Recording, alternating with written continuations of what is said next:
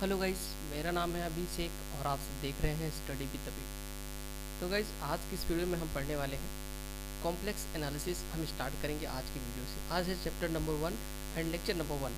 ठीक है, इसमें हम पढ़ेंगे equation of lines and circle in Argand plane. ठीक है, इसके बारे में हम डिस्कस करेंगे। कई सारे लेक्चर्स होंगे इस पहले चैप्टर में। तो पहला लेक्चर है, इसमें आज हम बेसिक समझेंगे कि कॉम्प्लेक्स नंबर क्या होता है, उसको किस तरीके से रिप्रेजेंट करते हैं, फिर कॉम्प्लेक्स नंबर के आर्गूमेंट क्या होते हैं और उसका मॉड क्या होता है, यानी कि मॉडुलस क्या होता है, और इन चीज़ों को समझेंगे और नेक्स्ट चैप्टर से हम आगे स्टार्ट करेंगे। ठीक है गाइस, तो वीडियो को स्टार्ट करते हैं उससे पहले अगर आपने हमारे चैनल को सब्सक्राइब नहीं किया तो सब्सक्राइब कर लीजिएगा, और सारी वीडियोस को देखने के लिए BSc first year second year की वीडियोस को देखने के लिए आप हमारे चैनल पर जाकर देख सकते हैं। ठीक है, कोई भी डाउट है तो नीचे कमेंट कर सकते हैं। तो देखिए, यहाँ पे सबसे पहले हम देखते हैं ज्योमेट्रिकल रिप्रेजेंटेशन ऑफ जी, यानी कि जेड क्या होता है। तो देखो, अभी तक हम जो पढ़ते थे, आपने कॉम्प्लेक्स नंबर पढ़ा होगा, क्लास 11th में पढ़ा होगा। ठीक है, तो जो हमारा z इज इक्वल टू होता है x प्लस आई वाई। ठीक है, i क्या होता है, ये सारी चीज़ आपने पढ़ी है। i होता है आयोटा, और i की जो वैल्यू होती है वो होती है √-1। ठीक है, इसको हम कहते हैं रियल पार्ट, इसको हम कहते हैं इमेजिनरी पार्ट। ठीक है, इन दोनों चीज़ से मिलकर हमारा बनता है एक z, जिसको हम कहते हैं कॉम्प्लेक्स नंबर है। ठीक है, अब इसको किस तरीके से रिप्रेजेंट करते हैं, ये देखिए, ये इसको हम कहते हैं हमारी रियल एक्सिस है, इसको कहते हैं इमेजनरी एक्सिस। जैसे हम पढ़ते थे कार्टेशियन प्लेन, उस तरीके से ये जो हमारा इस प्लेन को क्या कहते हैं, हम आर्गेट प्लेन कहते हैं। ठीक है, और इसमें होता क्या है, एक रियल एक्सिस होती है, एक कॉम्प्लेक्स एक्सिस होती है, ये जो होता है पोल होता है। और देखिए यहाँ पे हमने रिप्रेजेंट किया है पी जी को, यानी कि ये पॉइंट पी है जिसको हम जे से डिनोट करते हैं, और जे जो हमारा है वो एक्स प्लस आई वाई है। तो रियल एक्सिस पे हमारा रियल पार्ट होगा एक्स, और इमेजिनरी एक्सिस पे हमारा ये वाई वाला पार्ट होगा। ठीक है, और इसको हम कहते हैं x plus i Y. Okay, अब जो यहाँ से ओ पी, जो अगर हम मॉड ऑफ जेड निकालें, जिसको हम कहते हैं मॉड ऑफ जेड, तो होगा क्या होगा ओ पी, और ये क्या है हमारा आर। ठीक है, अब देखो ये क्या है, एक देखो समकोण त्रिभुज है, ये एंगल क्या है 90 है। ठीक है, अगर हमें पाइथागोरस थ्योरम में लगाए तो हमें आर की वैल्यू मिल जाती है क्या, आर इज इक्वल टू जाता है एक्स स्क्वायर प्लस वाई का स्क्वायर। ठीक है, यानी कि जो हमारा रियल पार्ट था उसका स्क्वायर और इमेजिनरी पार्ट था उसका स्क्वायर। ठीक है, ये हो गया x square plus y square, ये हमारा आर हो गया। ठीक, अब इसमें एक चीज़ आता है आर्गूमेंट क्या होता है। देखो, आर्गूमेंट को क्या कहते हैं हम, हिंदी में आर्गूमेंट को हम कहते हैं कोणांक। ठीक, आर्गूमेंट ऑफ जी, तो होता क्या है, इस एंगल की जो माप होती है उसी को हम कहते हैं। ठीक है, तो देखो, अगर मैं आपको बताऊँ यहाँ पे थीटा इज इक्वल टू हो जाएगा tan इनवर्स, या फिर आप tan थीटा निकाल सकते हो। tan theta is equal to कितना होता है, tan थीटा क्या होता है y अपॉन एक्स, तो ये हो जाएगा y अपॉन एक्स। ठीक है, इसी को हम क्या कहते हैं, आर्गूमेंट कहते हैं, या फिर इसको हम कहते हैं ठीक है, ये हो गया। तो ये आर्गूमेंट हो गया tan inverse y upon x, ये हो गया। थीटा को हम आर्गूमेंट कहते हैं, यहाँ पे मॉड्यूलस हो गया। ये चीज़ें होती हैं, एक दो चीज़ें यहाँ पे जो होती हैं ये इंपॉर्टेंट होती हैं। आपको ये समझ लेना है कि आर्गूमेंट क्या होता है और इसका मॉड क्या होता है। ठीक है, अब यहाँ पे एक चीज़ मैं आपको बताता हूँ, कॉन्जुगेट क्या होता है। जैसे कोई भी कॉम्प्लेक्स नंबर है, z is equal to x plus i y. ठीक है, इसका कॉन्जुगेट क्या होगा, कॉन्जुगेट सारी चीज़ें इसमें सेम रहेंगी, केवल जहाँ पे प्लस है वहाँ पे माइनस आ जाएगा। ठीक, अब इसी का वाइस वर्सा, अगर हमें दिया है z is equal to x minus i y, तो इसका कॉन्जुगेट क्या होगा, एक्स प्लस आई वाई। ठीक, अगर यहाँ माइनस है तो प्लस, प्लस है तो माइनस। अब जैसे अगर एक दो एग्जांपल हम लेके समझें कि हमें कोई नंबर दिया है 3 + 4i। ठीक, तो इसका कॉन्जुगेट होगा क्या, देखो इसका कॉन्जुगेट क्या हो जाएगा, इसका कॉन्जुगेट हो जाएगा 3 - 4i। ठीक, ये चीज़ें होंगी। अब देखो, यहाँ से अगर मैं आपसे पूछूं कि किसी भी कॉम्प्लेक्स नंबर और उसके कॉन्जुगेट का मल्टीप्लाई कितना होगा, प्रोडक्ट कितना होगा, तो देखो यहाँ पे मान लो यही एग्जांपल ले लेते हैं हम, ये हो जाएगा 3 + 4i और 3 - 4i। ठीक, ए प्लस बी, ए माइनस बी लग रहा है आपको, इसका स्क्वायर कर देते हैं, ये हो जाएगा 3 का स्क्वायर माइनस 4i का स्क्वायर।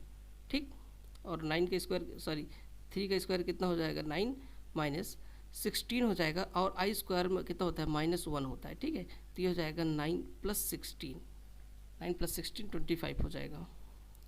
ठीक, तो इससे हमें ये पता चला कि अगर हम किसी कॉम्प्लेक्स नंबर को उसके कॉन्जुगेट से मल्टीप्लाई करते हैं तो कितना हो जाता है, x plus i y, x minus i y, ये इज इक्वल टू हो जाएगा x square plus y square.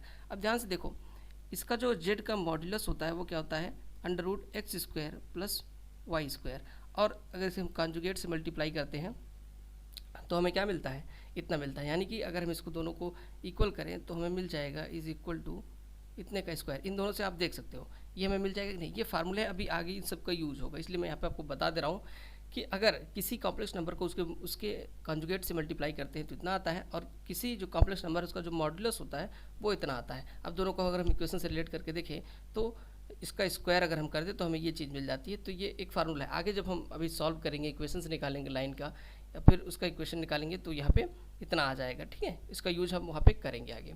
अब एक दो चीज़ें हम और देख लेते हैं। आर्गूमेंट, जैसे यहाँ पे हमने देख लिया आर्गूमेंट क्या होता है, थीटा इज इक्वल टू, यहाँ पे हमने देखा जो आर्गूमेंट होता है वो क्या होता है, theta is equal to tan inverse y by.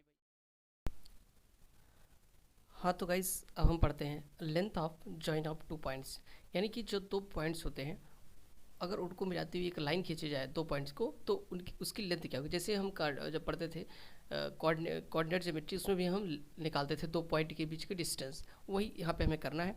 तो देखिए यहाँ पे हम क्या करते हैं, पहले मान लेते हैं यहाँ पे जो हमारे वहाँ पे पॉइंट होते थे, अब यहाँ पे कुछ पॉइंट इस तरीके से होंगे। जैसे Z1 इज इक्वल टू हम मान लेते हैं हमारा A1 प्लस IB1 है, एक पॉइंट हो गया। दूसरा पॉइंट हम मान लेते हैं Z2 और इसका होगा A2 प्लस IB2 है, ठीक है। इसको हम रिप्रेजेंट कैसे कर सकते हैं, देखो इसको हम रिप्रेजेंट कर सकते हैं A1 B1 मतलब A पॉइंट है, ठीक है, और B पॉइंट इसको हम लिख सकते हैं A2 कामा B2। ये देखिए से हमारा जो निर्देशांक होते थे, कोऑर्डिनेट्स होते हैं, उस तरीके से बन गया। अब इनके बीच की जो डिस्टेंस होगी AB वो क्या हो जाएगी, हमें फार्मूला पता है कि क्या होता है, अंडर रूट क्या करते हैं A2 माइनस A1, ठीक, A2 माइनस A1 का square plus B2 minus B1 का स्क्वायर, ठीक, ये हो गया।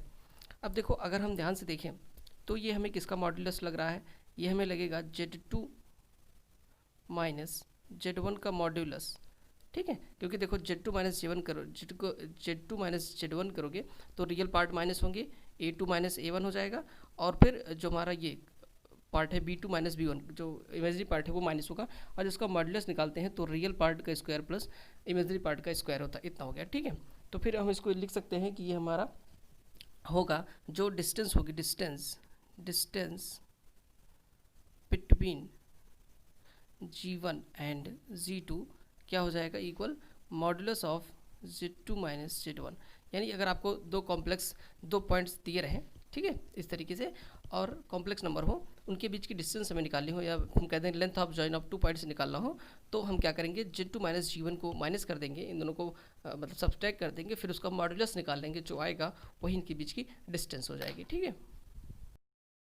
तो हमारा नेक्स्ट टॉपिक है inclination of join of 2 points. मान लेते हैं देखो यहाँ पे हमारा 2 पॉइंट है A और B, G1 G2 है, इसका इंक्लिनेशन मतलब होता है कि जो रियल एक्सिस होती है उससे बनाया गया एंगल, ये लाइन है, इसका हमें इंक्लिनेशन निकालना है। तो कैसे निकालते हैं, देखो पहले मान लेते हैं हमारा कोई पॉइंट है, दिया रहेगा आपको कोई पॉइंट, तो यहाँ पे पॉइंट मान लेते हैं ये है G1 is equal to X1 plus IY1, ठीक है, और एक दूसरा पॉइंट जो G2 है उसको हम मान लेते हैं वो हमारा कितना है X2 प्लस IY2, ठीक है। ये 2 पॉइंट दिए हैं, ये 2 पॉइंट दिए हैं, इनका हमें इंक्लिनेशन निकालना है, ठीक है। तो अब हम क्या करते हैं, देखो जैसे कि हम इंक्लिनेशन जाते हैं, ये हमने कोऑर्डिनेट ज्योमेट्री में भी पढ़ा हुआ है कि tan theta is equal to होता क्या है, tan theta is equal to होता है G2, या हम ऐसे लिख लें Y2 माइनस Y1 बटा X2 माइनस X1, ठीक है, ये होता है।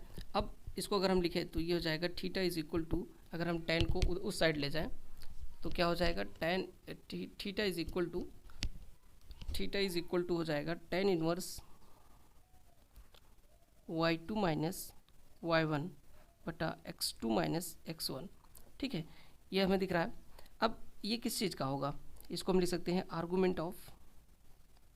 आर्गूमेंट किसका होगा, X2 minus X1 plus Y2 minus Y1, ठीक है।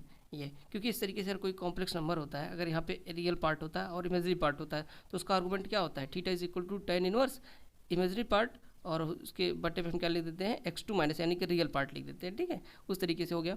और ये हमारा ये होता क्या, आर्गूमेंट ऑफ, अभी हमने इसके पिछले वाले टॉपिक में हम बताया था कि ये जो होता है ये हमारा क्या होता है Z2 माइनस G1, ठीक है, G2 माइनस G1 होता है, ये हमारा आर्गूमेंट, यही इंक्लिनेशन कहलाएगा। जब भी आपको 2 पॉइंट दिए रहे उनका इंक्लिनेशन निकालना हो तो आप लिख सकते हो कि थीटा इज इक्वल टू, जो इंक्लिनेशन थीटा होगा वो होगा argument of Z2 minus Z1, यानी कि इन दोनों को हमें माइनस कर देना है, इन दोनों को हमें माइनस कर देना है, फिर उसी का आर्गूमेंट निकाल लेना है, जो आएगा वही हमारा इंक्लिनेशन होगा। ठीक है,